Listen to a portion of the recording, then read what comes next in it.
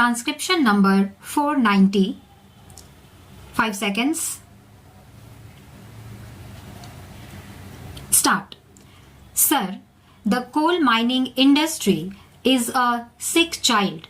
An attempt is being made by this bill to increase the coal development rebate and inject some health into that sick child. This remedy, in my opinion, would have limited effect, for as pointed out by the previous speaker, the problems raised by the condition of the coal industry are of a wider and different nature and need solution on a wider canvas. It has already been pointed out that the World Bank promised a loan of $35 million to the coal industry with the condition that matching rupee finance should be forthcoming. From promise was made by the World Bank, but because the local coal mining industry has not been able to raise the rupee finance, the sum promised by the World Bank has not been utilized so far. This is an effort now by the government to give some inducement to the local coal mining industry to invest more money in plant and machinery by raising the development rebate. But then the coal industry is faced with a peculiar situation. The demand in this country for coal, the potential demand and the actual demand is of a very high order. The production falls far short of the potential demand, but then we find that there is glut, there is stockpiling of low-grade coal at the put heads, which leads to many complications. Therefore, the government, while trying to inject this incentive in this mining industry, should be aware of the other connected problems, because life is an integrated whole. Modern economic life also is an integrated whole.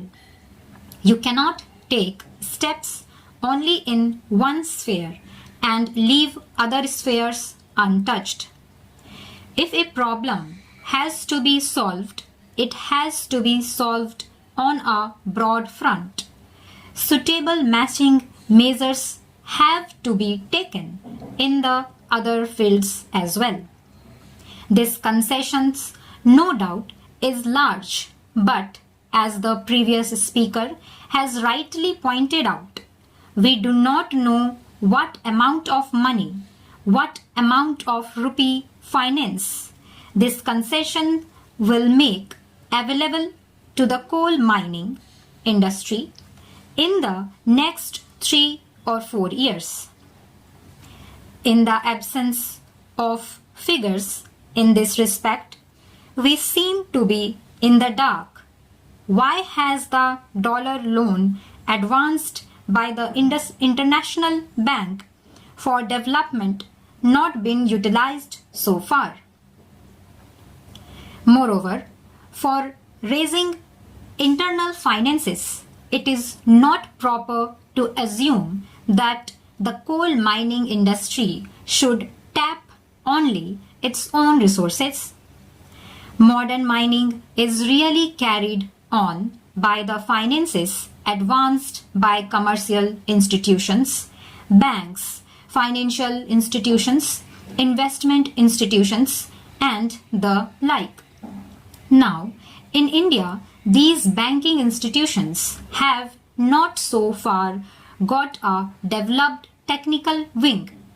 It is difficult for them to know what the condition of the mining machinery and plant in a particular mine is.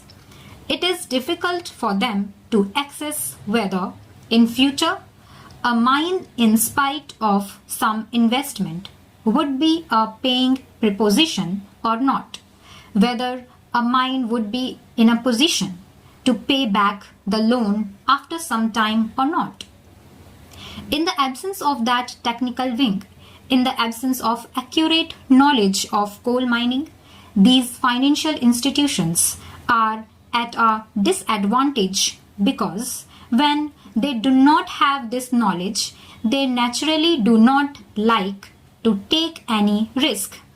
Therefore, even if the state governments would give the permission required under the mineral concession rules, even in that situation, I do not feel it would be possible for these coal mines to raise adequate matching rupee finance.